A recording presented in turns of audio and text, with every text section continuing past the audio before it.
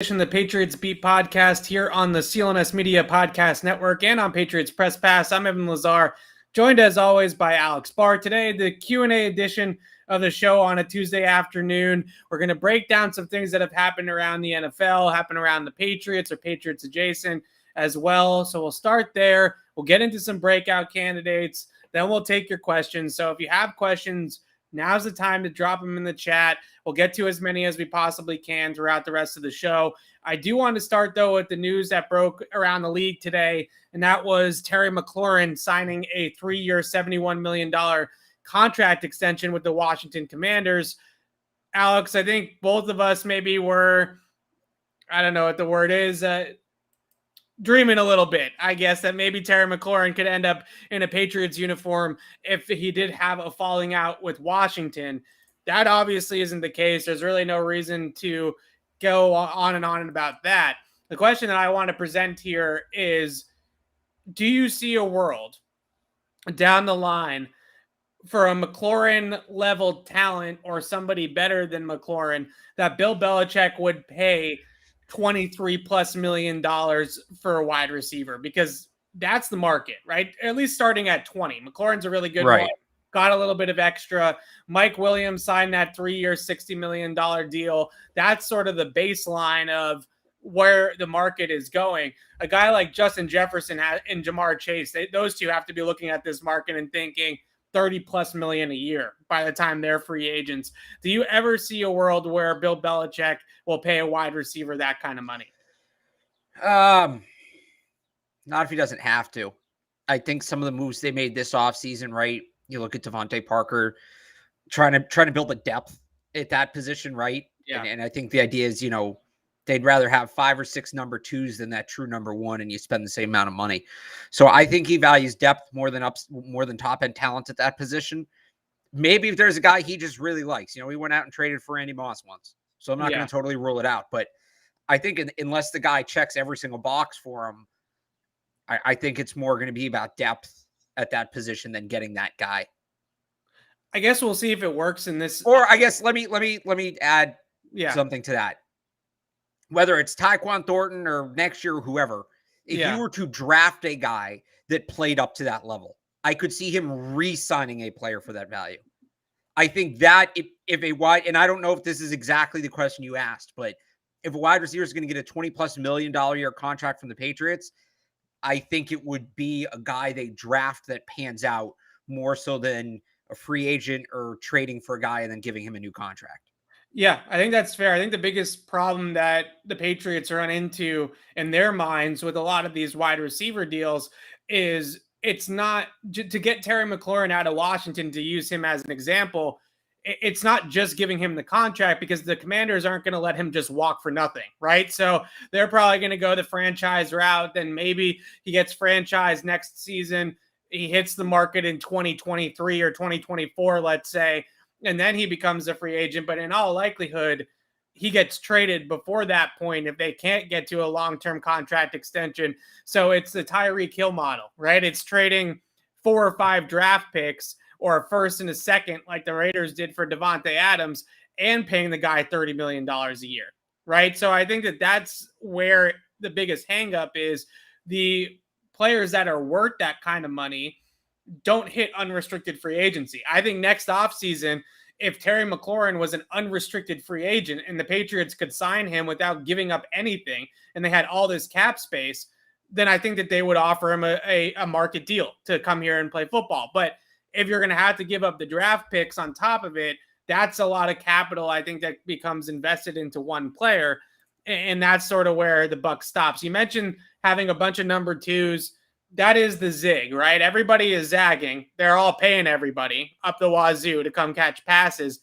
The zag or the zig for Bill Belichick is Devontae Parker, Kendrick Bourne, Jacoby Myers, paying tight ends, which are obviously a little bit of a cheaper market than paying wide receivers. You pay Hunter Henry and Johnny Smith top of the tight end market.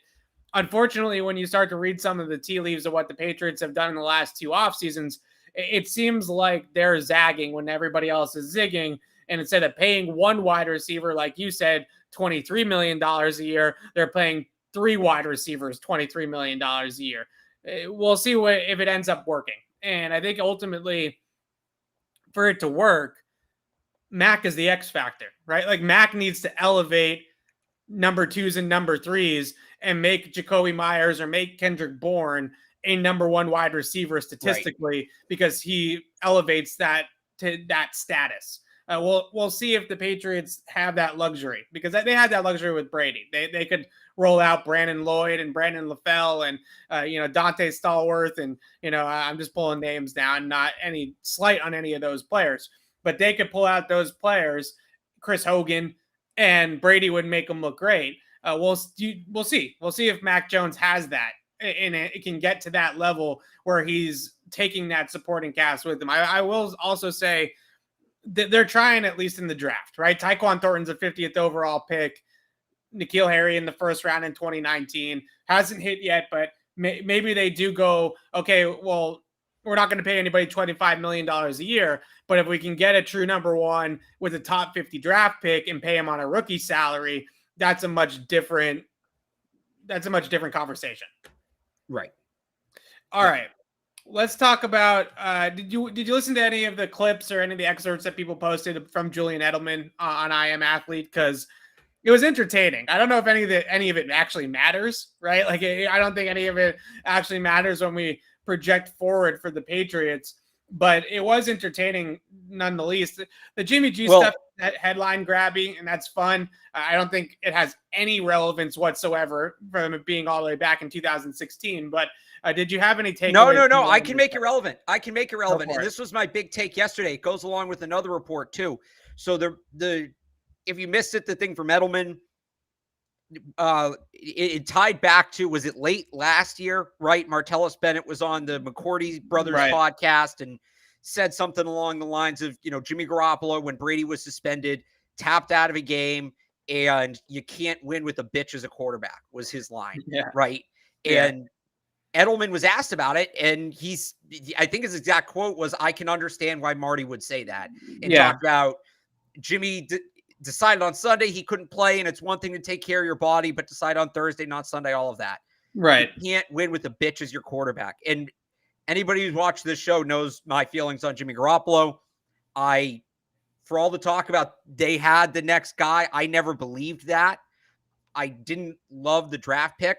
When we talked about, what he can do with San Francisco, I think he's a massive product of the system. Last offseason, when it looked like they were going to move him, people wanted to bring him back here. I was out on that. I think I remember listing 5 or 6 former Patriots quarterbacks I would rather have than Jimmy Garoppolo, Jacoby Brissett, Cam Newton. So the way I can tie it in is there was another report yesterday. It wasn't a report, but Jonnu Smith was on Good Morning Football and was asked about Mac Jones and said, among other things, he's got that dog in him. Right. Which is the antithesis, or not the antithesis, the exact opposite of what now 2 former teammates, and Edelman said there were others who felt this way, but what 2 former teammates have said publicly about Jimmy Garoppolo. And I know some people want to, compare Jimmy Garoppolo and Mac Jones' skill set. And I get that. Keep in mind, one's 23, 24, the other's 30. Yeah. So if 2 guys are the same skill level, but one guy's in his early 20s, the other guy's 30, those are 2 completely different quarterbacks. But that dog in you is a big part of playing the quarterback position in the NFL. And that was a big reason why I didn't want Jimmy Garoppolo back here. We had this argument, Evan. You said, is Jimmy Garoppolo better than quarterback X? And how many times did I say, well, I'd rather have quarterback X for 17 games than Jimmy Garoppolo for 10? Right. And, you kind of look at those reports yesterday. A year ago, we were debating those 2 guys. And this is exactly why I was saying at the time, it shouldn't have even been a debate. Yeah, I do agree with you that Mac, at least so far, based off of what his teammates said and have said about him, but also just watching him play last year, especially early on in the season, there were times when that line was a little bit shaky in front of him and he took some serious damage, right? He took a lot of really big hits, had the knee brace on for basically the entire season, and really toughed it out, I think, in some aspects. I remember back in week 1 against the Dolphins, David Andrews coming and was really distraught about how many times Mac Jones was hit. I think he spoke the next day, or maybe it was right after the game, about how often Mac got hit and how the line take that personally. and Mac kept on getting up, right? He kept on getting up and he kept on gunslinging it down the field, and he kept them in that game. Is Jimmy G got that dog in him like Mac Jones does? Nope. Or at least he doesn't have any. Can we just say Mac Jones is perceived to so far, because the guy hasn't won a playoff game yet? Like, to sit here and say he's got all this dog in him, it's a little bit of it. We're a little bit premature. It's not just winning in the playoffs, though. Like, that's not what that is. He's got some puppy in him. Let's see if he grows up. No. Because I don't think it has to do with winning in the playoffs. And also, like, he showed plenty of dog at Alabama in the postseason. Yeah. It's just about, like, I think it's like that no quit. Like, I don't think you need to be. I think there are elite quarterbacks that don't have dog in them. Aaron Rodgers, I think, or at least he doesn't in the playoffs. Yeah. I think that there's replacement level quarterbacks that have a ton of dog in them. Ryan Fitzpatrick, Taylor Heineke. I think it's a skill, but it's independent of overall skill, if that makes sense. Yeah, I think it's just what we're talking about. I think in a lot of ways, like a coach like Belichick would probably just chalk it up to mental toughness, right? That ability, physical ability to shake off things, to continue playing, to fight through pain, fight through adversity, and do what's best for the football team. It was very enlightening to hear how frank Julian Edelman was about his feelings about Jimmy Garoppolo. Julian Edelman's got plenty of dog in him. No shortage there. Oh, yeah. The last thing I'll say about this, I do think that this kind of puts to bed that Bill Belichick was ever banging the table to keep Jimmy Garoppolo over Tom Brady. You know, those were the reports, 2017, I want to say it was, that Belichick wanted to keep Garoppolo. And I think the report from Wickersham at the time was that Kraft or Brady kind of forced his hand to trade Jimmy G at a time when he didn't want to. And when you start to kind of read all these things and listen to all these things that people have said after the fact, and now that more information has come out, it makes that decision even more perplexing if Belichick really wanted to side with Jimmy G. Because here's a guy that comes into his office Sunday morning for a 1:00 gig against Buffalo and taps out, right? Says, I'm not playing. I have a shoulder issue. I'm not playing. In my non-throwing shoulder, by the way, not playing. Baker Mayfield played with a non-throwing shoulder injury for half the season last year. Baker Mayfield, plenty of dog. Yeah. So Jimmy G taps out 2 hours before the game, makes Jacoby Brissett start with a torn thumb in his throwing hand, not his non-throwing thumb, his actual throwing hand thumb. The Patriots lose 16-0. They basically lost, one game the rest of the season. Not basically, they did. It was Seattle on the goal line. Right. One game, they lose one game the rest of the year. Clearly, some of the guys like Edelman, who are uber competitive, still remember that and still hold it against them a little bit. And I think that you look back on that story and you say, they clearly had some concerns about his durability. I think there were certainly whispers in the building that they were really not in on Jimmy Garoppolo because of the durability concerns. He comes back the next training camp, by the way, and has an ankle injury during training camp that he nurses for a while during camp. And we're led to believe that Bill Belichick wanted to move on from the MVP of the league for a guy that they clearly had durability and just mental toughness concerns about. From everything that we know about Belichick, and at this point, there's so many stories written about him, but there's also firsthand accounts of, football life documentaries, 3 games to glories, whatever. What's the one that they've done recently with the more recent Super Bowls? I forget the name of it, but America's Game. They've done America's Game. There's one other one. It'll come to me in a second. That Do your job. Right. Where we see all of this behind the scenes stuff with Belichick. And I think we can finally put to bed any of those rumors that Belichick wanted to side with Jimmy G. That just sounds so outlandish based off of what Edelman had to say this week. Your top 3 dog quarterbacks in the league right now. Quarterbacks with the most dog in them. Number 1's got to be Brady. Right. Yeah, of course. I think Joe Burrow's up there at this point. I think he's got to be number 2. Or number 3. I think Stafford's got some dog in him. I think Stafford's up there in this run. I think that he finally got over that hump and had some dog in him, especially in this playoff run. I would say that those are. Well, that even goes back to Remember the video of him? I don't know if it's his rookie year. It's early on where like he separates his shoulder and they call like late in the game against the Browns. They call timeout so he can come back in. I'll put Mahomes up there too. Yeah, Mahomes got some dog. He's put up with some crap. Bottom 3 dog quarterbacks. Bottom 3? Ooh. Postseason Rodgers. I mean, that guy, he taps out. I mean, look at that game last year against San Francisco. That was a winnable game for them, right? I mean, they were right there against the 49ers. Should have beaten the 49ers. They were definitely the better team. And he taps out. I would guess Kirk Cousins is a good one just based off of prime time and showing up in big moments and that sort of thing. Not really, he's another one of those quarterbacks, not on, Rodgers obviously way better than Kirk Cousins, but he's another one of those guys that it puts up these video game numbers when they're playing at 1:00 and they're the third game on Fox and nobody watches them except on Red Zone, right? Like that's the guy that he's the guy that puts up 4 touchdowns. That used to be Andy Dalton. Now it seems to be Kirk Cousins. I think the last one. Well, Jimmy. I like there's 2 I think you haven't mentioned. Jimmy, I put down there. Kyler Murray might qualify for this. Tannehill's a good one. You're muted. Yeah, I was going to say Kyler. I think the biggest thing with Kyler is that you look at, and this I think might actually be a durability thing, right? More than anything, but his numbers down the stretch, right? The last 6 to 8 games of the season, he just completely falls off a cliff.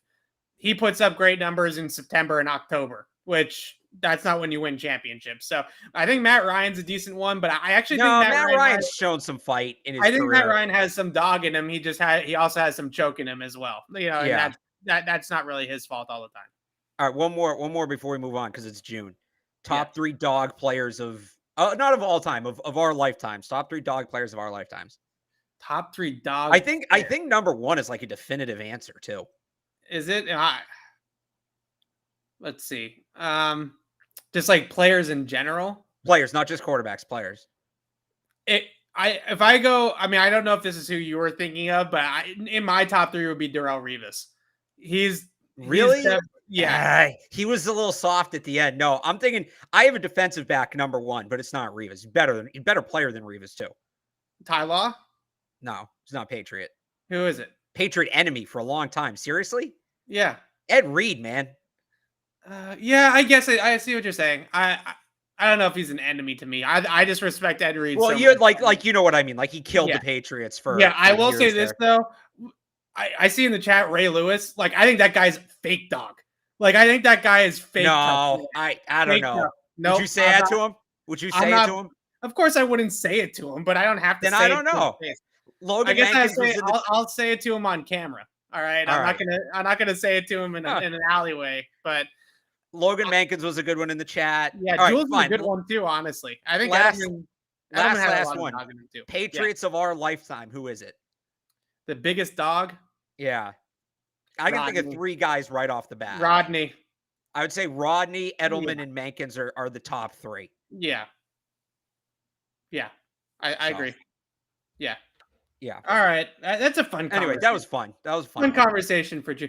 James Harrison's a good one. I think Darrelle Revis to me is I understand what you're saying in the 2014 run, maybe didn't finish it off the best way possible. But when he went up against a Randy Moss, Calvin Johnson, like when he went up against another dog, like that guy was shut down. You know what I mean? Like, yeah, but he couldn't. He was so offended the Patriots wouldn't give him a second contract. He sent his mom to go pick up his Super Bowl ring. Like, that's soft. Yeah, that's soft. Like, that disqualifies him to me. Great player, tremendous player. But again, it's not like directly tied to talent. Like somebody mentioned James Devlin, ton of dog. Not necessarily like you wouldn't rank him among the most talented players on those teams. Ton of dog in him. Yeah. Sorry, Ray Lewis. I can't deal with Ray Lewis. That guy drives me nuts. I think he's a big hypocrite, and I don't think so. Early 2000s Ray Lewis, great player, right? Like 2000 Ravens defense, absolute dynamite linebacker, one of the best of all time in his prime. I think a lot of the stuff. I think what bothers me more about Ray Lewis is what his post-playing career, right? Like I think a lot of the stuff he said in the media, a lot of his act is, it just doesn't. It rubs me the wrong way. I don't know. I just those say what you. I know the Patriots and the Ravens, like that's one of the Patriots' biggest rivals over the last 20 years. Say what you will about those teams. Those teams had fight in them. You couldn't put those teams down. I'm not discrediting him as a like competitor. not like not the biggest friend. Some of those Steelers teams the Patriots went through, I think, were soft. Some of those Colts teams were certainly soft. You would never say the Ravens were soft. Oh no, I wasn't calling them soft. I just don't think that it's probably a little bit of fandom thing in me. Okay. I said Ed Reed, and like I hated Ed Reed because he killed the Patriots. I love Ed Reed as a player. He's so much fun to watch. But yeah, I'd heard a little bit saying Ed Reed. Yeah. Ronnie Lott cut a finger off to play in the game. Yeah, Ronnie Lott might take this away. Ronnie Lott is that's before most of the people in the I know that's before also our lifetimes. But if we were gonna do all time, it's hard to say he's not number one. All right, let's get to the breakout candidates, and then we'll funnel this into your questions. And I see a lot of the questions already in the chat. If you have more, then keep them coming, and we're going to get to a bunch of them here. Breakout candidates. So for the Patriots, I like this segment because I think one thing that I have a tough time with that I want to qualify before we get into this is what qualifies as a breakout candidate. Like, did Kendrick Bourne have his breakout candidate season last year? Right? Because even though he didn't get over 1,000 yards or something like that, he became a regular, right? He became a full-time player and somebody that was a big-time contributor. So in your mind, is a breakout candidate somebody that comes out of nowhere, or is it somebody that's on the cusp like a Kendrick Bourne and he goes from a 700-yard per year guy to a 1,100-yard guy? I think it can be either. I think it's more how much they increase their production or their impact, right? So I think you can have a breakout guy who goes from being a rotational player to like a high-end starting caliber player. I think at the same time, it can be a starting caliber player who goes to be like a true impact player. I was going to say Kendrick Bourne, and kind of exactly what you just said. He was good last year. He was really good. I think he can be even better. I think he can be noticeably better. I think he can be a 1,000-yard guy. You threw out 1,100. I like that number for him. I'd say Kendrick Bourne was good. I figured we'd do offense, defense. Kendrick Bourne was going to be my guy on offense. Yeah, so he just pulling up his numbers real quick. He had 55, 800 yards and 5 TDs last year. So you look at 14.5 yards per catch. You look at his numbers after the catch, too, with the ball in his hands. I think he talked about it a lot earlier on in the season, try to kind of downplay it as the season progressed. But his grasp of the playbook, I think, was a little bit of a work in progress for the first 6 to 8 weeks of the year. And that's why you saw him really break out in the second half of the season. If he can pick up where he left off, I think that he's a 1,000-yard guide for the Patriots if he gets that volume. That's going to be the key for him. He also, in this potential terminology, scheme change, whatever you want to call it, if it is more 49ers-esque, then he's the one that did that the most out of this group, right? He played for the San Francisco 49ers. So if it is more 49ers, Shanahan, McVay-esque, then I think Kendrick Bourne's going to really benefit from that.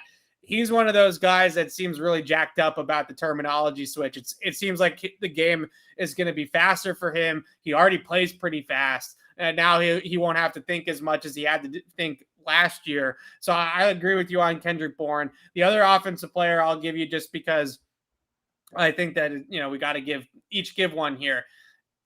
I think that they're going to try to make Johnny Smith work. And I understand that they've tried to make N'Keal Harry work, and they tried to make other guys work, right? They've tried to feed other guys, but you put that big of an investment on a guy, you got to try to cash out. Figure it out.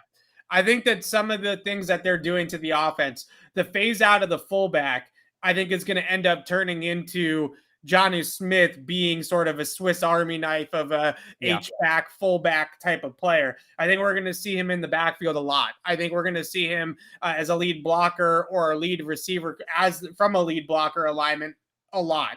So I think that they're going to try some different things, get some unique scheme advantages with Johnny Smith. So I would have him in my breakout candidate list towards the top as well, along with Kendrick Bourne. I think some of the routes that they're going to run, if they're going to run some bootleg stuff, some of the slide or drag routes into the flat to allow him to use his yards after catch ability, I think all those things are going to feature Johnny Smith a lot. And I think that they're going to try to feed him the ball more this year. And they know that with the two guys that we just mentioned, Alex Bourne and Jonnu, the best athletes on offense with the football in their hands, right? Like the best guys after the catch on that offense. And I think those are the guys that they're going to go into the season with a plan to feature more than they did last year, knowing, okay, if we're going to get explosive plays, it's probably going to be from those two guys, at least until Tyquan Thornton really starts to catch on. So we like Kendrick Bourne and Jonnu Smith on offense.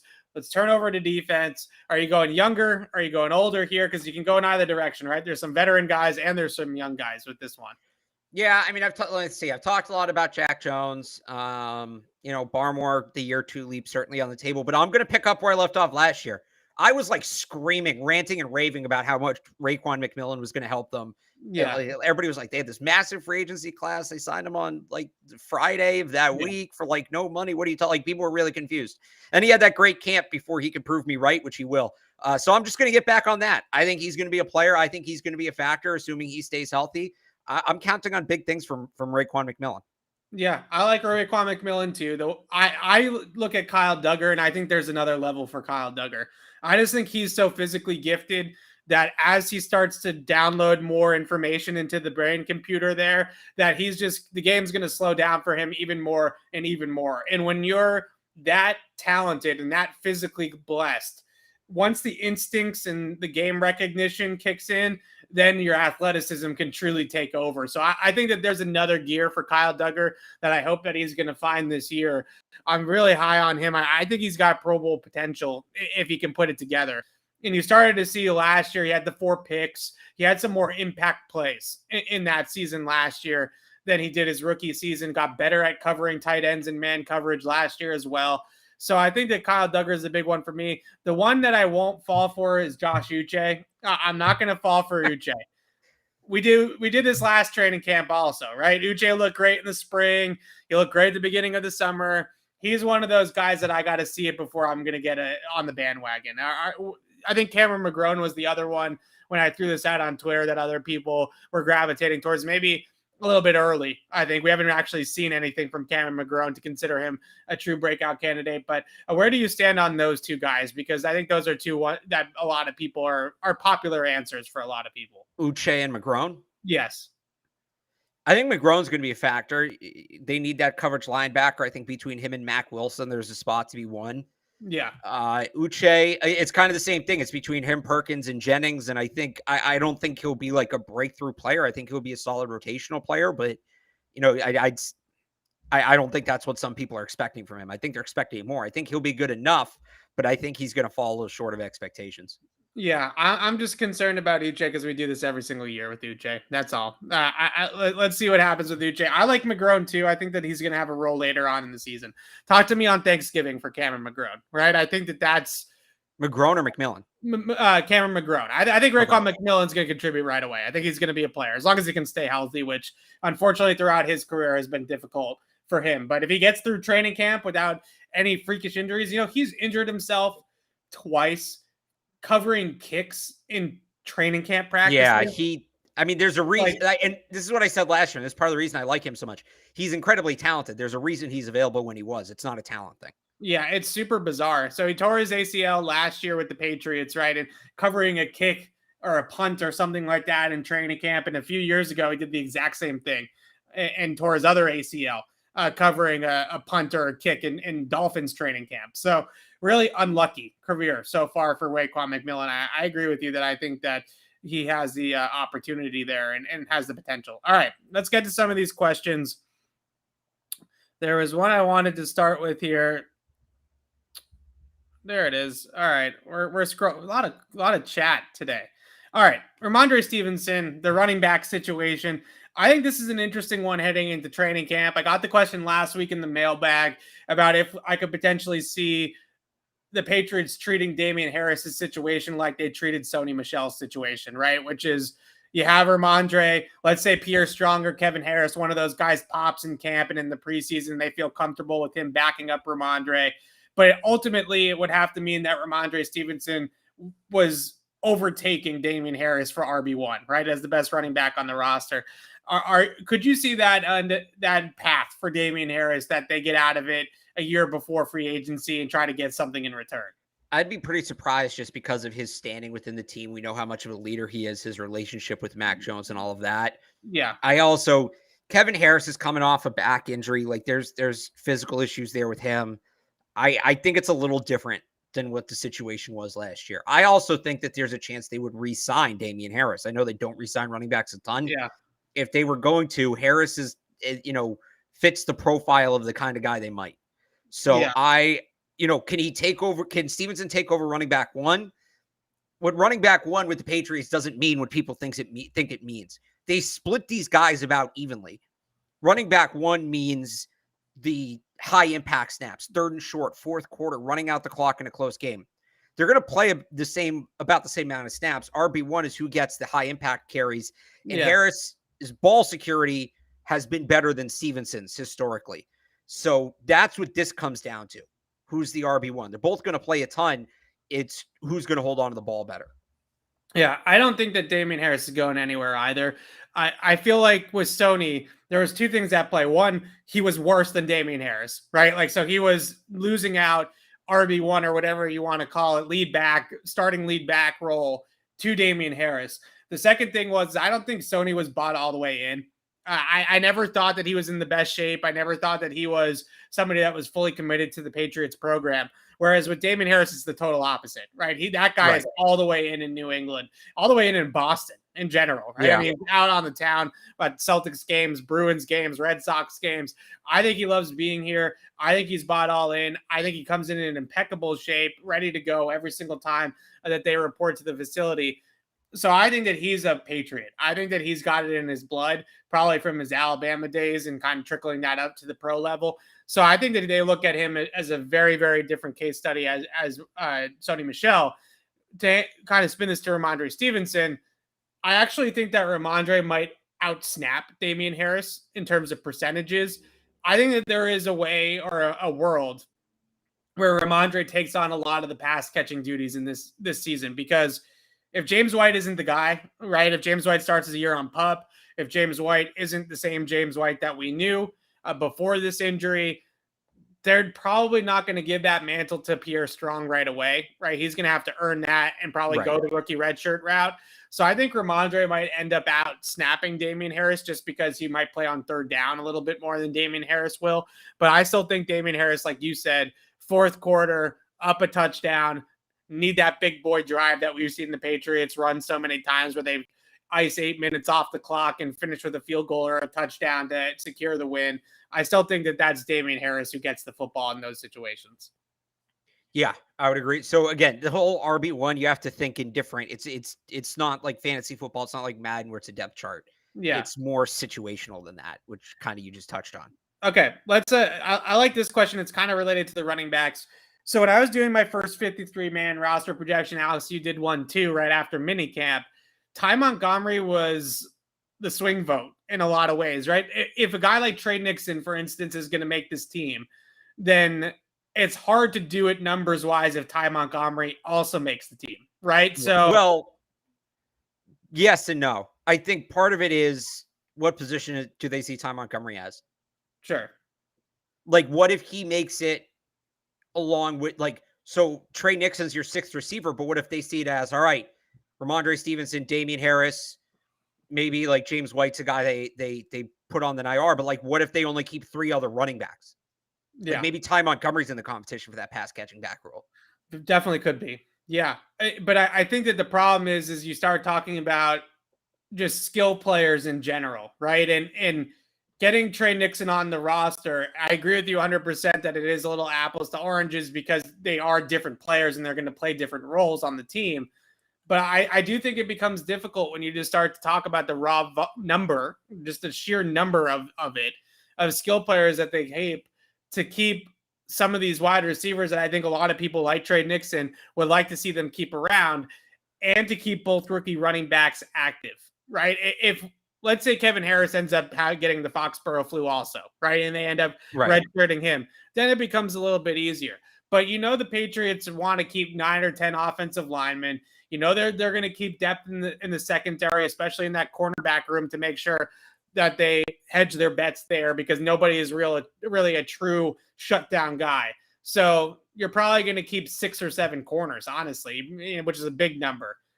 So I don't know. It gets difficult with Ty Montgomery. I agree with your role, though, that if he's going to stick on this team, I actually do think that he's going to be the third down back. I think they look at him exactly the same way that they looked at Brandon Bolden. I think that they think it's a 1-for-1 situation with Brandon Bolden. Play on in the kicking game, play on third down as the backup to James White in the receiving back role. He was good in that role with Green Bay. He played that role a little bit with New Orleans. I think that's really what they see with a guy like Ty Montgomery. He could return kickoffs too, which is something that Brandon Bolden did as well, just to have the safety net back there, right? It's not necessarily thinking that you're going to get anything explosive, but you're just not going to get any turnovers back there because you can rely on that guy to protect the football. So I think he's Brandon Bolden, which there's nothing wrong with that. They need Brandon Bolden, right? They needed him last year. So if Ty Montgomery is as good as Brandon Bolden was in an emergency break glass type of case, then look, that's a good signing. That's a good pickup by the Patriots. Yeah. No, I'd agree with that. Okay. I like this question because I think we've talked a lot about Mac, a lot about his improvements with arm strength and Tom House and all that kind of stuff. I actually have something different that I want to answer with this question, but what's the one thing that you would like to see Mac Jones improve on in year 2?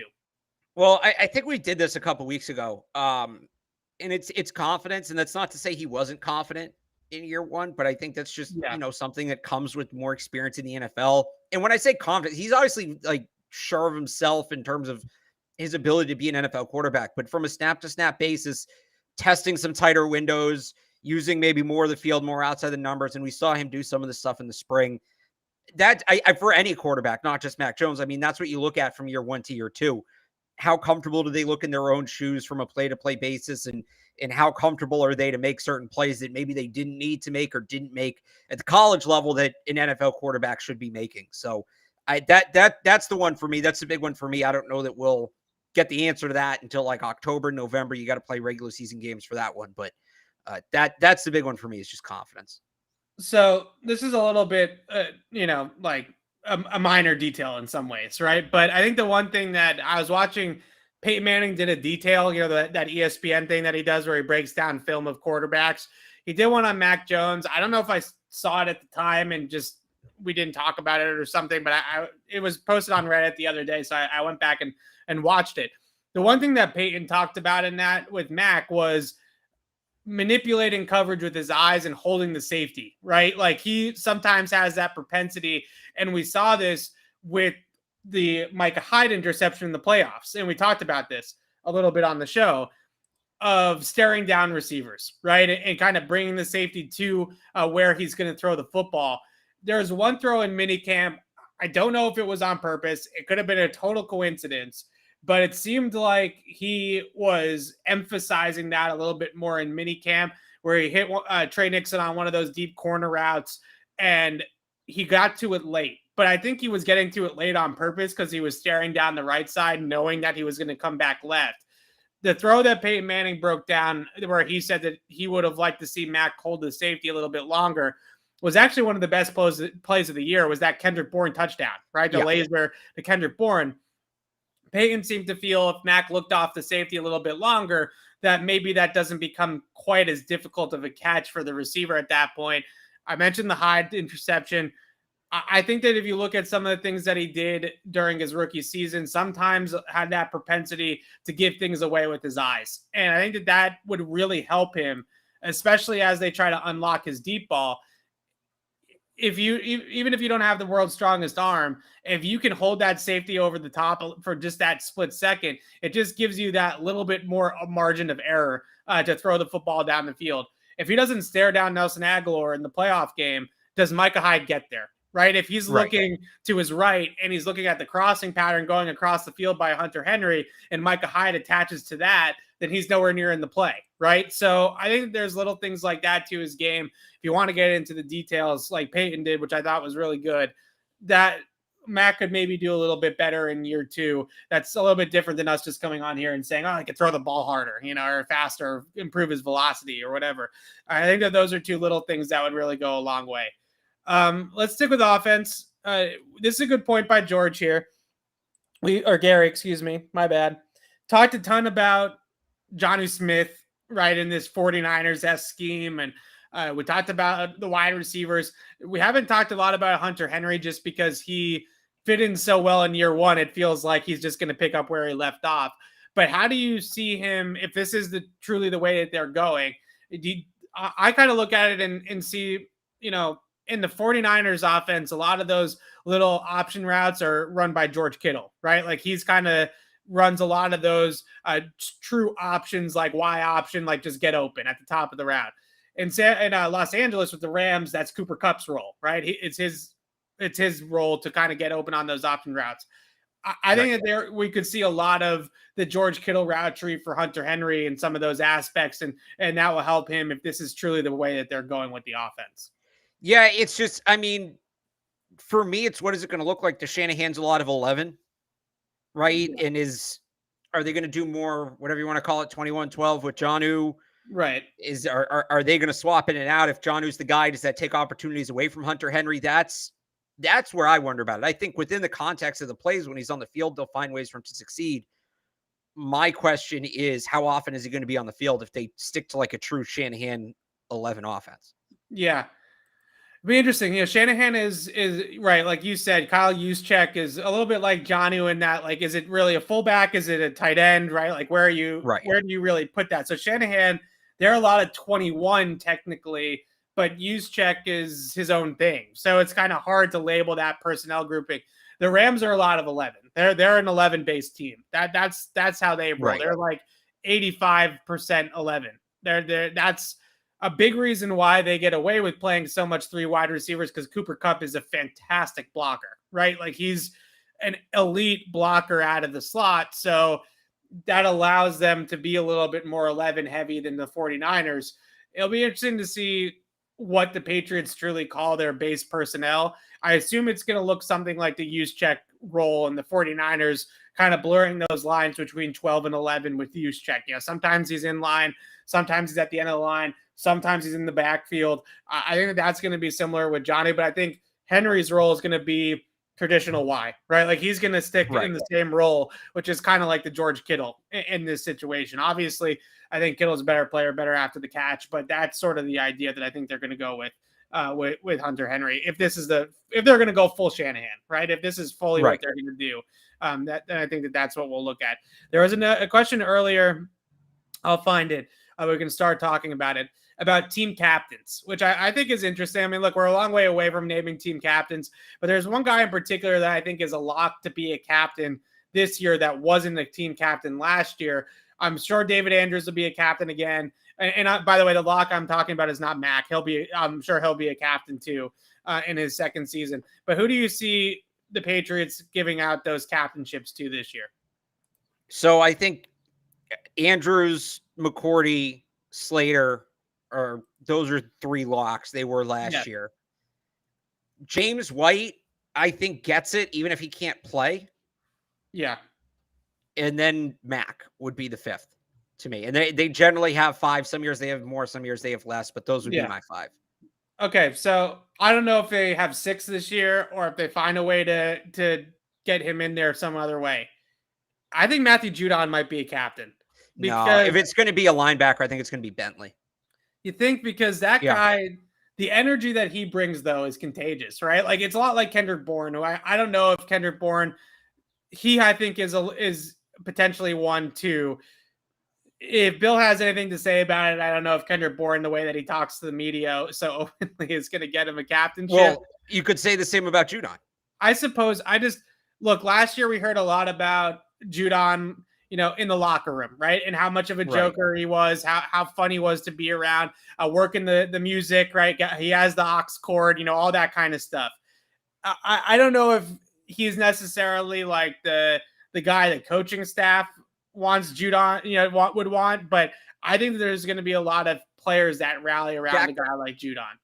But you can rally around him. That guy's never the captain. I would also say too, and the players vote on it, but they vote on it, and Bill certainly has his say. Yeah.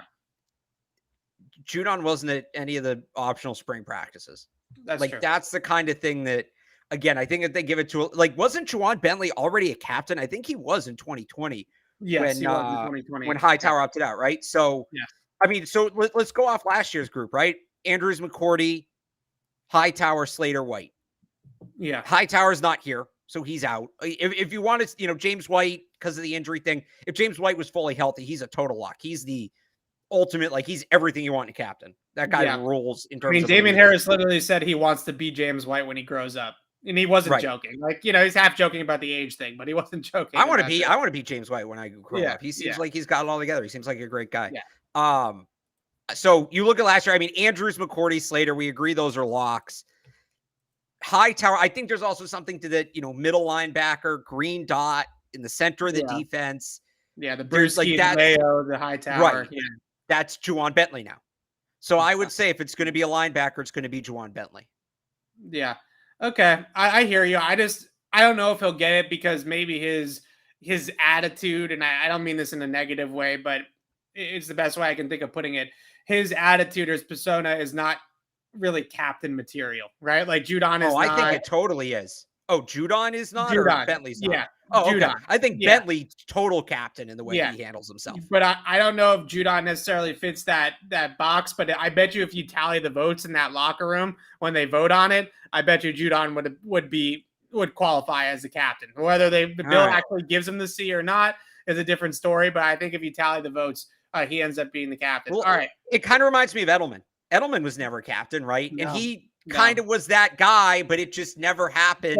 So I kind of look at it like that. So I heard a rumor about Edelman not wanting to be a captain because of the media commitment of being a captain. I don't know if that's necessarily true or not, but that's sort of like the word on the street, right? Is that he turned it down a bunch of times because when you're a captain, you automatically have to talk to the media once a week, right? Like that's like a requirement as a team captain. You also, there's something that you have to wear with that. Like you have to, after wins, after losses, whether you're on a 6-game winning streak or a 6-game losing streak, you got to get up there and talk, right? When you got to see, that's sort of the way that it is in any sport. And I think Edelman would have been a captain if he really wanted to be. I think fair enough. Yeah. I don't even know if this is a question, but I guess we can pose it. It's a kicker question for you, so you can have some fun with this. Nick Folk versus Gostkowski versus Vinatieri. No. Let's just rank them though. Rank them in your top three. It looks like we're doing in their prime, not career.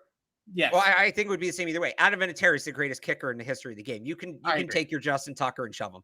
Adam Vinatieri is the greatest kicker in the history of the game. He has the single greatest kick in the history of the sport. I've had multiple kickers, people who have done this, tell me Vinatieri's game-tying kick in the Snow Bowl is the single, for a number of factors, is the single most difficult kick that's been attempted and hit. I don't know. Maybe somebody tried a 70-yard field goal once. I don't know.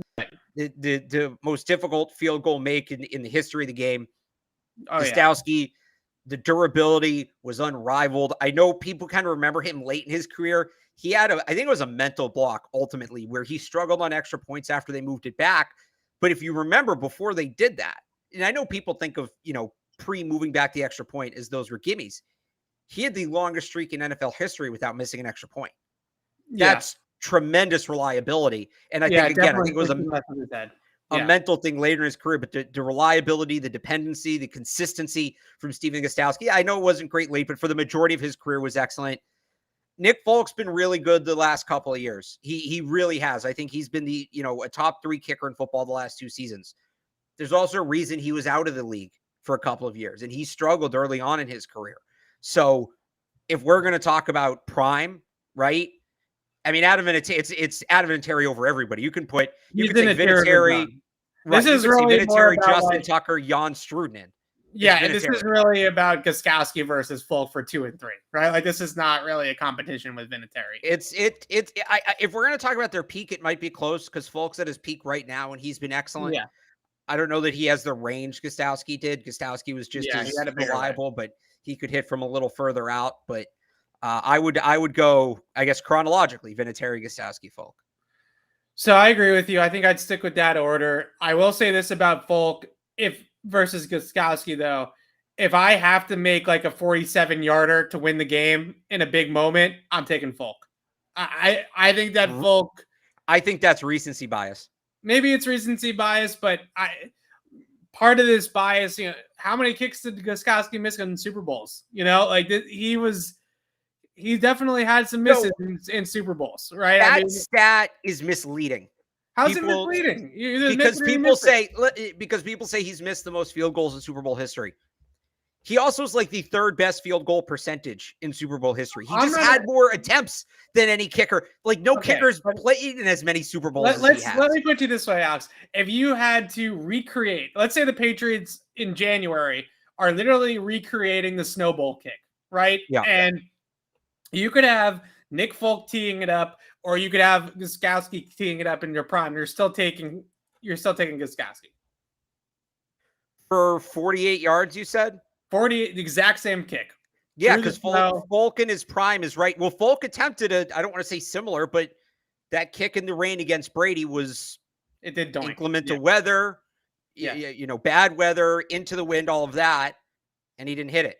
So yeah, that's the one big kick he's missed since he came to the Patriots in terms of like game winner, game on the line. But that's the kick you're asking me, would I put him out there for?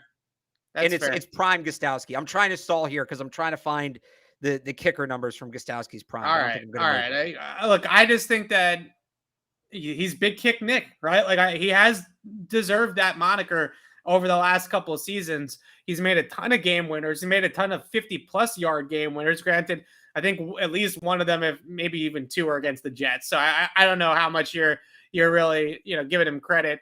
Not necessarily Folk. I mean, the kick went in, but you know what I'm trying to say. I think that there's an argument there that in a clutch moment that I might take Folk. I think over the course of the career. So here's the thing. Change your question. Is it a 30-yard field goal? I might go Folk. Yeah, that's fair. I'm talking about because I'm not talking about a chip shot. I'm talking about a 48+ yarder. Regardless of conditions, we're not in a dome, we're outside, but regardless of conditions, really, who are you lining up 3 seconds to go? 19-17, the kick wins the game. Who's taking it? What was the yardage? 48+, like a long kick, right? Like whatever you want to put that at, 45+, 48+, whatever. With that distance, I still think I'm going Gostkowski. And just so here's the number. Thank you. Here we go. So from 2008 to 2018, this isn't Gostkowski's entire career, but it's what I would call his prime. Third in the league in field goal percentage. Oh, no, he was Justin Tucker and Robbie Gould, 88.1%. Nick Folk also played for most of this window so here's a stat for you.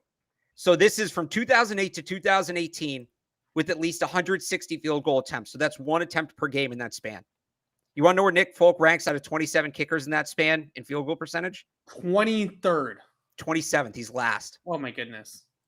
The Nick Folk we're seeing on the Patriots is like that's why it's so incredible what he's doing, because he's reinvented himself. Coming out of nowhere. Yeah. I'm trying to find like 50+ yard field goals. I can't. Well, continue. Do you have the Super Bowl stat or no? Because then we're going to move on. I told you what it is. He has more attempts than anybody else. It would make sense. Okay, but how many field goals has Stephen Gostkowski missed in Super Bowls? Because it's definitely multiple. All right, hang on. I gotta pull this up. Putting you on the spot. Don't mess this up. This is your moment. No, it is multiple, but he also has so many more attempts than any other kicker. You've got to go by the percentage. Adam Vinatieri never missed a kick in the Super Bowl. Well, okay, you're right. He's not as good as Adam Vinatieri. I said that.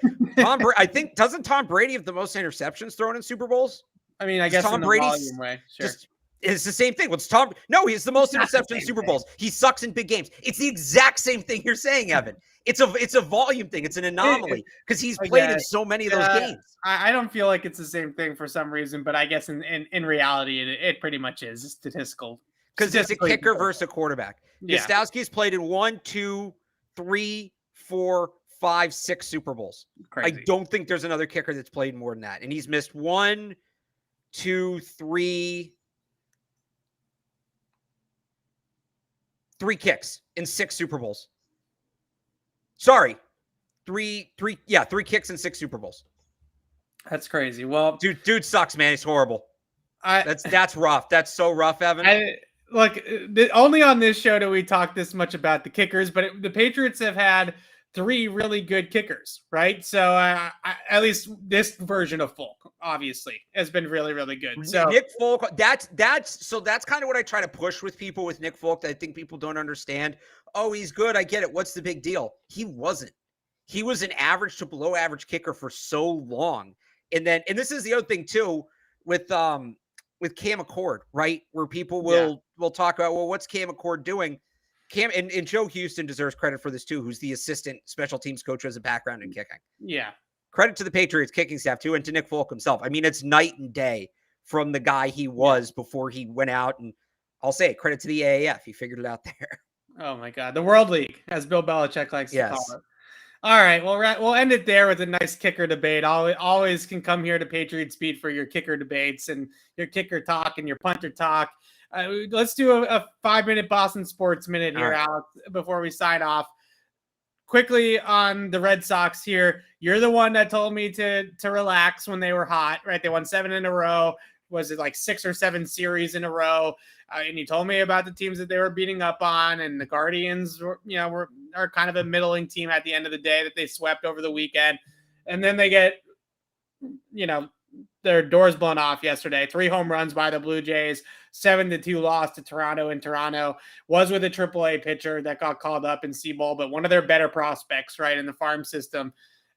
Do you think that the Red Sox are like you said to me the other day, the Red Sox are a good team that can beat bad teams, but they're not a good team that can beat good teams, right? Is that kind of where you're at with them? Well, no, halfway.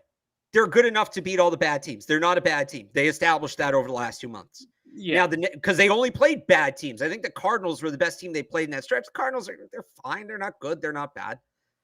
Now they're going to play exclusively good teams for 2 months. It's just a weird schedule. So they came out of the gate slow. Happens. Sucks. Right? Yeah. Now they're playing good teams. So now it's like, all right, well, are you just good enough or are you actually good?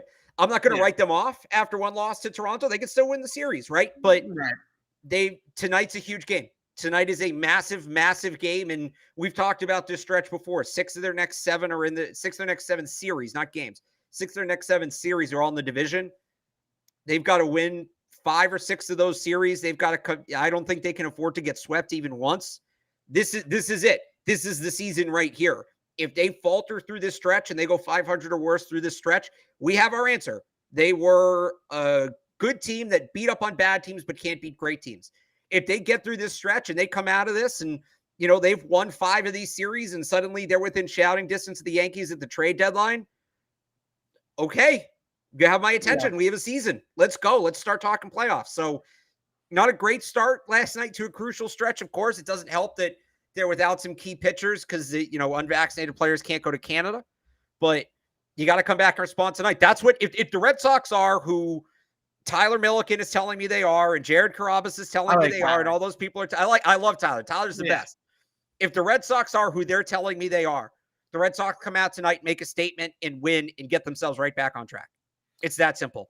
If they fall tonight and then they get swept by Toronto, it was a fun couple months of them beating up on bad teams, and we really start to count down to training camp. So Chaim Bloom said the other day that they would look to add pitching right at the deadline. But do you think that when he said that he's going to pull that? Oh, well, we did add pitching. We added Chris Sale and Nate Eovaldi, right? Or do you think that they're actually buyers? I think Bloom's above that. He's proved in the past he's above that. Yeah. I think this stretch here, these 7 series, it ends July 23rd or whatever it is. Yeah. So I think if they're buyers, they buy pitching. But if you whatever it is, 7 series, let's call it 21 games. I think it might be a little more than that, but let's say it's 3 games a series.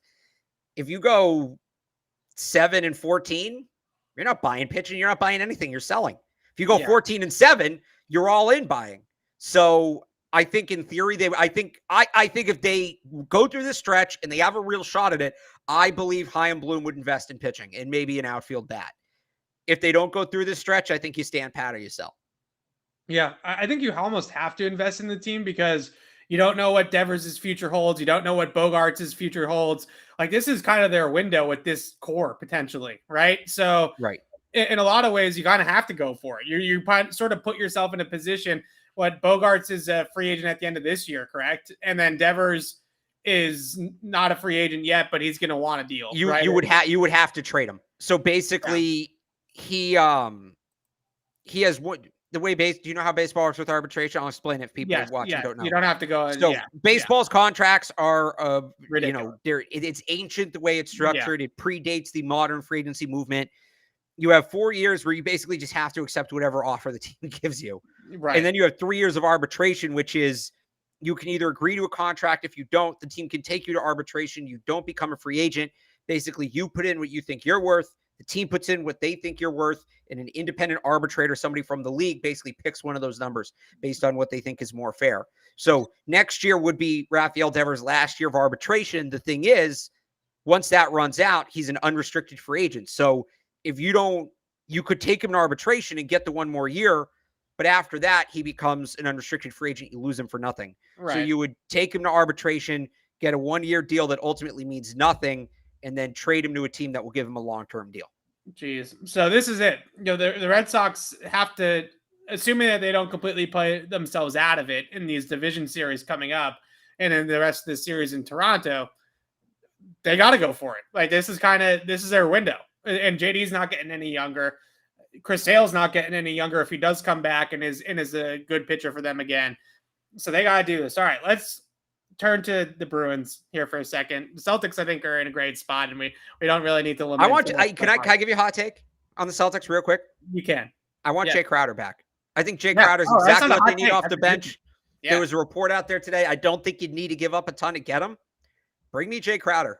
I don't know that he's the only addition they need. I think they could also use a couple more fringe bench pieces, but I would take Jay Crowder back. I'd love that addition. All right, Bruins. Yeah, I think that's a great addition for the Celtics would be Jay Crowder. I think to me, exactly what they need is a wing that can take some of the minutes load off of the Jays, right? This year, Grant is not that. Like Grant's a 4 or like a small ball 5. He's not a true wing. So the Jays had to play 40 minutes, 42 minutes, 43 minutes a night in this postseason run in big games, right? You get into late in these games because they don't have a Jay Crowder. So yeah, a guy like Jay Crowder would be absolutely perfect for them. Hey, I would love that move. The Bruins, Don Sweeney's extension gets done. We knew this was coming. I don't think there's been a move in Boston besides, granted, they did just trade Mookie Betts and let Tom Brady walk within like the last 3 years. So I guess that's a wrong way. Devers is coming. There hasn't been a move in management. I think we can say that, right? Where at the management level that has been as universally hated. The entire Patriots coaching staff right now. Yeah, I guess that's true, but I think that's below. That's like below this, right? Front office. Yeah, like GM, head coach, right? Yeah. So Don Sweeney's back. It certainly sounds like David Quinn's going to be the head coach of this team sooner or later. Like that announcement or report, at least, feels like it's going to come at any time. He coached Charlie McAvoy at BU, coached Charlie McAvoy on Team USA. Seems like he's really tight with McAvoy. It's kind of like the Bruins trying to get a guy like Ime, right? Who was really tight with the Jays from Team USA and Marcus and those guys. And now they're going to bring in the guy that's best friends with McAvoy. Okay, whatever. The Bruins, to me, are out of all the Boston sports teams, the furthest away and the biggest mess. Like I just don't know where the Bruins go from here to get back to contention. And I hate that Patrice Bergeron's probably going to come back, and it's probably going to be like his goodbye retirement tour, and they're going to be like an 8th seed again, right? I mean, that's sort of the way that it's trending. So how do you feel about the Sweeney extension, though? Are you as hot and bothered by it as everybody else is? It was always going to happen. I guess I don't feel anything about it because that announcement was just a formality. I think you hit something on the head there with they're trying to find their Ime Udoka. Oh, yeah, absolutely. Whether it's David Quinn or Jay Leach or whoever it is. Yeah. And, they are in some ways in a similar spot to where the Celtics were at this time last year. A year ago today, they hired Will Hardy, and congrats to him on a well-deserved is that technically a promotion, whatever it is, the new head coach of the Utah Jazz? It's definitely a promotion, yeah. Is it a promotion if you go to another company? You didn't get promoted. You changed jobs. I see it's what semantics thing. You see what I'm saying? It's obviously he took a better job, but anyway, there's a number of reasons they won't find their Ime Udoka. One, Ime Udokas don't grow on trees. That guy's a tremendous talent. That dude is, I mean, the Celtics hit it out of the park with that one. They freaking nailed it. A++. If every team, if it was that easy to go find Ime Udoka, more than half of every league would fire their coach every offseason to go get him. Right. The other thing is it's just a different sport. You know, Ime Udoka unlocking Jason Tatum and Jaylen Brown that's going to have more of an impact than Jay Leach, David Quinn, whoever it is, unlocking, let's say the comparables are Charlie McAvoy and David Pastrnak. Right? Yeah. Those guys are already pretty unlocked. Right. And you still have 2 more lines of forwards, or 2 more lines of defensemen, 3 more lines of forwards. It's not the same thing. Right. I think what they need to be doing with their coaching search, first and foremost, David Pastrnak doesn't have a long-term deal. Find the coach that's going to get him to sign an extension. Yeah. And if that guy's a bum, you get the extension signed, and then you change coaches again in 2 years. Yeah. Find the coach that David Pastrnak wants to play for. Well, it sounds like a Bruin for life. There is no sounds like they're going more towards McAvoy, right? Like McAvoy already has his deal. I don't care. I know. McAvoy signed his deal. Make David Pastrnak happy. It's like Mookie Betts or Rafael Devers. There's no excuse for him to be traded. And I'll tell you this, the way that these releases have come from these 2 teams recently. Yeah. Get ready for Devers and Pastrnak to get traded on the same day when that shoe inevitably falls. No. I'm kidding. Stop, please. Don't do that to us. All right. So with the Bruins, I think the number one thing that I look at with them that makes them different from the Celtics is I don't think that their aging core players, like the Celtics have Al Horford, right? Like that's like kind of their vet, right? Right. I don't know if Patrice Bergeron, Marchand are those guys. Are those guys going to contribute as much to this team? I guess that Horford did. Yeah, Patrice Bergeron was like a top 5 center in hockey last year. Yeah, Patrice Bergeron's still in the league player. David Krejci might come back too. The more thing that I guess I'm coming from with Marchand is the injuries, right? Like Marchand, even if he comes back. Well, Al Horford contributed tremendously, even though he was on a minutes restriction and didn't play back-to-backs for most of the regular season. He missed like 25 games. Yeah, I guess I'm more just saying that they're not healthy, right? Like a lot of these guys aren't healthy. Al Horford wasn't healthy though. I guess let's take the Al Horford thing out of it. All right. No, but that's the whole. No. You can't do that because that's the whole point you were just trying to make. My point is that I worry about their health, right? I worry about the Bruins' health with their aging core. That's guy. Fine. I don't think that makes them any less mentors or anything like that. No, it doesn't. That was the wrong way of putting it. I have concerns about their health for their aging core guys that the Celtics I didn't feel the same way about. Right? Mainly, I would say. I think you were too. Well, I would say you were too optimistic about the Celtics then. I think mainly because I wasn't expecting anything from Al Horford. The Bruins are expecting things from Bergeron and Marchand, right? I'm fine counting on Patrice Bergeron. I feel like if I count on him for a lot, he's going to deliver. He's been that player for 18 years. Yeah. I don't think you can start saying, I think the last thing you can start doing for the Bruins is saying, well, can we count on Patrice Bergeron? And that's the last thing anybody who watches the team should say. It's not so much about counting on him. It's just, I don't know. They need more out of him than the Celtics needed out of Al Horford, though. Okay, right? But he can give them. He was a top 5 center he was a top 5 center in hockey. I don't know. I think you're missing my point. If Al Horford had been a top 5 forward in the NBA in 2020, they need Patrice Bergeron and Brad Marchand to be the guys that they were in like 2019. Are those guys? Are they those guys anymore? Bergeron's been steady for the last 3-4 years. I mean, for the last 18 years. I'm not. Marchand. I have nothing against Bergeron. I love the guy. I'll give you Marchand coming off of double hip surgery. There is reason to be like, what's he going to look like?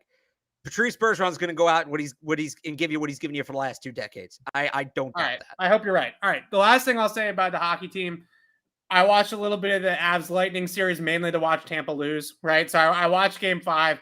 Disappointed they didn't lose in Game 5. But I watched Game 6 as well, third period at least. It looked like they were playing a different sport. And I hate that like notion most of the time, right? Like everybody ups their game once they're that close to the cup, right? That's how it works. But at the same time, the speed, the depth, the skill, I mean, it was those two teams were playing a different sport. Like they really were than what the Bruins were at the end of the year. That scares me too about the Bruins more than anything to do with health or anything to do with if those guys are aging or whatnot. Is I just don't know how you look at this team and see them competing with the product that the Lightning and the Avs were able to put out on the ice in the Stanley Cup final.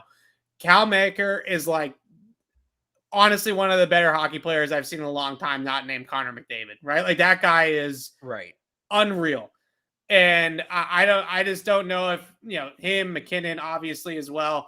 That Avs team was really, really impressive. They lost I think 3 games the entire playoffs. I mean, that was a ridiculous run by the Avs. So credit to them. That was insane. Yeah, so a couple things on that. I mean, every league has one or two of these teams now, right? Whether it's the Chiefs, whether it's the Warriors, whether it's the Avalanche, they're a video game. They're just built different, and it's, like you said, it looks like something else. The other thing I'd say about the Avalanche, as dominant as they looked, and sometimes people like to talk about these new agey teams and, look how much they respect the numbers. Colorado Avalanche, not a math team. They're just not a math team. They're just, they skate fast, they skate strong, and they get to the spot at the right time. That's what they do. It's just, let's get good athletes who are smart, and it'll work. And I know nowadays in order to succeed, you need a binder that's this thick, and you need pages and pages of spreadsheets, and you need the dorky math coach in Los Angeles. You do realize that the first team, pretty much in professional sports, to have the spreadsheets and the dorky binders were your New England Patriots, right? Like, but that's not mod. They talked about what that is. That's not the analytics I'm talking about. But you do realize that the team that really discovered analytics and really no. I'm not talking about those analytics. Bill and Ernie both talked about what that is. They play at Gillette Stadium. The address is One Patriot Place. They're the godfathers of NFL of football analytics. Like you got to recognize. So there's what they do, which I think makes some sense. They basically just look at historical percentages over time as tendencies, right? They look at tendencies. I think that's the biggest difference. You have an issue with predictive analytics, right? So here's what I would say: statistics mean nothing, or averages mean nothing to the individual, right? Yeah, have you ever heard that before? Averages mean nothing to the individual. If you go, and Bill and Ernie understand that. It's as simple as trying to find tendencies. I'm talking about the Bill James analytics. I'm talking about, this is a line from The Simpsons, like Zach Greinke on the second Tuesday of a summer month pitching on the road after he's given up a hit is the best pitcher in baseball. That means nothing, right? Those kind of analytics, the Chargers analytics, those ones I hate. At the end of the day, and I know people want to build teams that way. At the end of the day, to me, there's still something to be said for go out and get good athletes who know the game and are motivated. And if you find guys who check those 3 boxes, you're probably going to have a pretty good team. Okay. I think the Avalanche proved that. But I think so. I just to kind of hit this and wrap it up. You don't like predictive analytics, right? You don't like the model. You don't like, and I'm not talking about models. I'm talking about the model, right? Like you don't like the fact that I got it. Brandon Staley looks at his chart and he says, the nerds tell me to go for it on 4th down here. You don't want that. You hate that. Right. But what I would rebut with is that a lot of analytics, especially in football, are actually what the Patriots call padding, which is where they go through film and they pad basically, make diagrams of every play that a team runs, right? And then what they do is they label it, they mark it as something, they flag it as something, and then they make a tendency chart of how many times they ran a play in a given game or in a given season or a given stretch of the season. So the Malcolm Butler interception in Super Bowl 9, is it? Yeah, 49 doesn't happen if Ernie Adams is in his dungeon with his fucking notepad and he's sitting down there and he's padding Seattle games and he recognizes when they're in this down and distance in this area of the goal line, they like to run this pick play. That was Patriots, like that. We call them Ernie-lytics, right? Like that's Ernie. So I agree with you in a lot of ways that the predictive analytic models are broken because they don't take into account enough things. But what the Patriots are doing is analytic based. It's just a different approach to analytics. Fair. When I say analytics, what I mean is, well, yeah, he only completed 54% of his passes, but his expected completion percentage is 68%. What does that mean? Like what? And I know you're going to tell me the formula or whatever. Like, no, I don't care what he was expected to do. Yeah, he did what he did. It's BABIP, right? No, BABIP. See, BABIP's a real tangible thing. Batting average on balls in play. Do you know what BABIP is? Batting average on balls in play. What's the one that's like, his average like should be this, but it's this because of like bad luck and stuff expected batting average. Anything that is expected in front of it, or like WAR, or like DVO. And look, DVOA, Aaron Chat, Sharon High School grad, shout out to him. But if you can't tell people what the formula is, my general rule of thumb is it's probably not a good formula. You're hiding something. BABIP, I like BABIP because batting average on balls in play, it's basically when the guy makes contact, does he make good contact? Does he make good contact that leads to hits? And that's a useful stat because you use it on guys who strike out a ton. And you say, okay, this Rafi Devers was a big BABIP guy. When he was hitting like 220 when he first came up, his BABIP was still through the roof. And basically because of that, the assessment was, well, if we can just teach him to strike out less and be more disciplined at the plate, he's going to become a better hitter. Like that, great. That's an awesome way to measure it. If you tell me, well, his expected batting average was this because the launch angle should have been this, and in this percentage of ballparks, if the weather is this ball falls here. No, too many variables at that point. With the sports are a large enough sample size where it all evens out. I don't want to hear about expected. I don't. Yeah, that's where it kills me. And then using it to evaluate players and bring in players is where my problem is. That's fair. I think that's a big difference between. I think that's where like the lines get muddied because I think a lot of people like attack analytics and attack the nerds because of the expected stuff, right? Like the win probability models, all that. But really what analytics were birthed as, or what I was just talking about, right? It's two. There was Bill and Ernie created their analytics in like the early 2000s. Right. But but that was when they were only in baseball. I'm talking about like the Bill James analytics. Yeah. Those I have no time for. Tendencies are great. I love tendencies. I think tendencies are a big part of sports. But blindly applying them and then adding random information to them that because you want to form your own argument. Like I think analytics are just people proving their own arguments with BS numbers, right? It's once you start applying the tendencies to things that aren't tangible, that's where you lose me. Yeah, that's where I lose it. Yeah, it's really cool because I think a lot of NFL teams nowadays, they get handed packets from their analytics teams or their nerds or whatever you want to call it that have tendencies, right? That say, okay, here's the percentage of plays that they run every single run blocking scheme, right? Like the 49ers run outside zone this many times. The Patriots run power this many times. And they get handed these packets. This is how many times they run this coverage. This is how many times they run go routes. This is how many times they run, corners, crossers, whatever. That type of stuff is really, really useful. I'm with you though, that, the math should inform the coaches. The coaches should not be the ones informing the math department. Yeah. Basically. Fair enough. All right. I'm all for having all the information at your disposal. Just know what you're doing with it.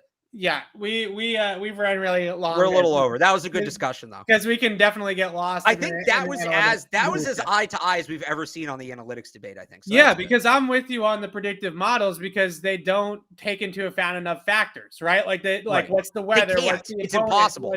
What's the game flow, right? Like what's all of these things, right? It's really difficult to be able to take those things all into account. All right. How much dog in them? You can't measure that. Right. Who's got heart, right? Miles and miles. That's the difference. Okay. Let's wrap this up. Alex and I are going to be back on Thursday. Another throwback Thursday. I think we should give it away to the people that have watched for an hour and 19 minutes. All right, that's I appreciate the 224 people that hung on with us here. We are going to break down Deion Branch on Thursday. Alex and I are really looking forward to this one. I think I don't want to speak for you, Alex, but one of my favorite and most like underrated Patriots, right? Like the run Didn't last very long for Deion Branch. We didn't play with the Patriots, at least the first time, for like 10, 20 years or something like that. But that season, that Super Bowl, obviously a fantastic game to break down. The game against the Steelers, also fantastic to break down. So we're going to break down Deion Branch in some big games on Thursday. We'll break in with any news or anything like that that's happening in the NFL world. And we are, less than a month in till training camp, basically to the day. We're 1 month until training camp. So once we get through some of the next couple of weeks after the 4th, things like that, we'll start doing training camp previews and start discussing what we're going to see out in Foxborough for training camp. So hang with us on Throwback Thursday. Until then, we're going to have some fun with it with Deion Branch, and training camp's right around the corner. So keep it right here for Patriots Beat, for all your Patriots coverage, and on Patriots Press Pass.